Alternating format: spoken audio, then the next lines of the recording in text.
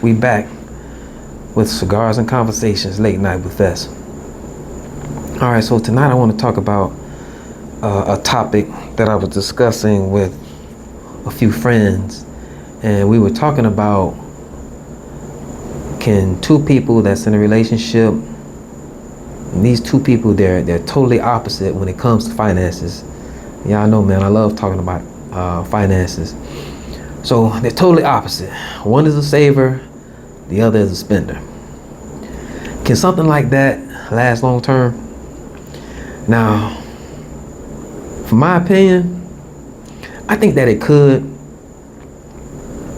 if the couple got together when they were young, meaning neither one had anything, they both were broke, and the one that was more responsible with finances, they just took the lead, and the one that was not as responsible, they could just learn from the other individual, and in time they get better.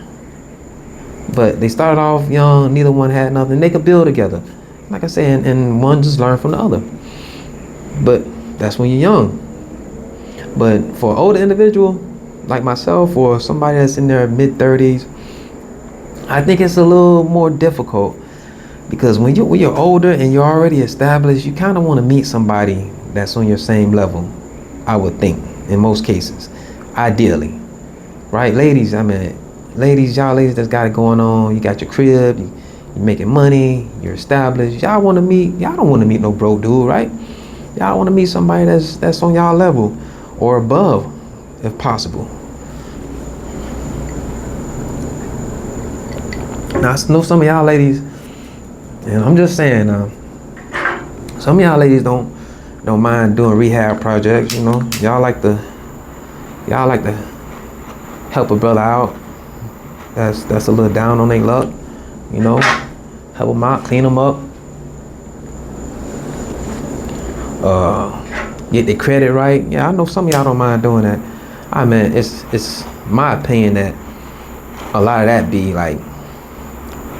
be control, man. I'm just saying, you know what I'm saying? Like, y'all know y'all can control a dude like that, but that's neither here nor there.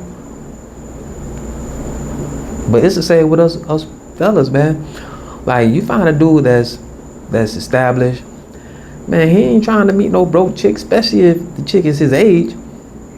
Now, you got an older dude, he ain't trying to meet no older broke chick. He ain't trying to deal with that.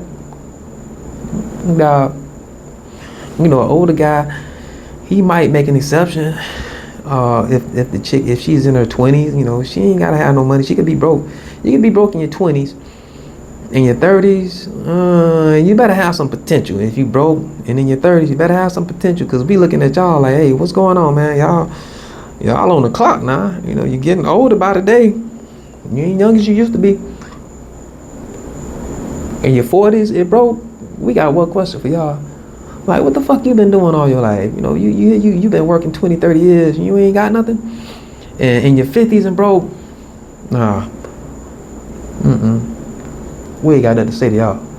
Nah, but on the real, it's like when you out here and you're older and you're dating, it's like, how do you even know if a person is, how do you know their financial situation? Because, I mean, they can fool you, man. They can have a nice car, they can have a good job, making money, got their own place, and that don't mean shit, man. Their bank account could be dry, living from paycheck to paycheck, just maintaining. Like, how do you know, man? What question do you ask? Because I don't think people be asking the right questions, man. I just don't think so. People be getting married. Well, I say that because people be getting divorced for financial issues. That's like one of the main reasons people get divorced. That's what statistics say. So that tells me that either somebody ain't asking the right questions, or somebody just ignoring some things. Because if you're getting divorced for financial reasons, that means that more than likely somebody was already fucked up financially before they got married. You don't just get married and end up and just say, okay, you know what, man, I'm married now, I'm just start fucking up my money. Nah, you was already doing that before. And the more responsible individual, they just either ignored it or they thought that the person would change for them. Like, they ain't gonna change for themselves, but they gonna change for you, right? Like, come on. People don't do that. So, cause man, y'all already knew that person. They was irresponsible. You know, they like to go to the casino. They like to gamble. They like to whatever. They like to go shopping. They just was irresponsible. But you know, you was thinking that, oh, you know what? If we get married, they'll change in time, and they didn't. So the marriage didn't work out. I just think that, man, we gotta start asking the right questions, so we can find out, you know, how a person is doing financially. We got to start asking cold hard questions like, hey, what your bank account look like? You know, I ain't talking about the checking account. I don't care nothing about the checking account. What that money market account look like? What that savings account look like? I mean, having a good credit score is cool, but I really want to know how much debt you got. You know, shoot. Yeah, how much student loan? You got student loan there? How much debt you got? You got 10,000, 20,000, or you got 100,000 or 200,000? Like, because that's gonna matter, you know. Because if you got the 10 or 20, I could work with that. You know, we can go ahead and get that paid off. Be done with that. But if you got 100 or 200, you know, I'm gonna have to go I'll have to go the other way, you know, because I mean, you're a nice person, I really like you, but I just can't do the 100, I can't do the 200, you know, that's a little bit too much. Yeah, man, we gotta start asking, you know, if they got a crib, okay, how much, okay, you got a mortgage, how many mortgages do you have on your home? You just got 1, 2, 3, how many equity lines of credit you got? Yeah, man, we got to really find out like what people's financial situations are. If yours is good, you want the other person to be good too. You know, you don't want to take on a whole bunch of baggage. And there's one question that you can ask a person that's gonna tell you everything you need to know. One question. Ask a person what's their net worth. And that's gonna tell you everything you need to know. If they look at you like you talking crazy, hey, bounce, run the other way, because that means they ain't got none. You know what I'm saying?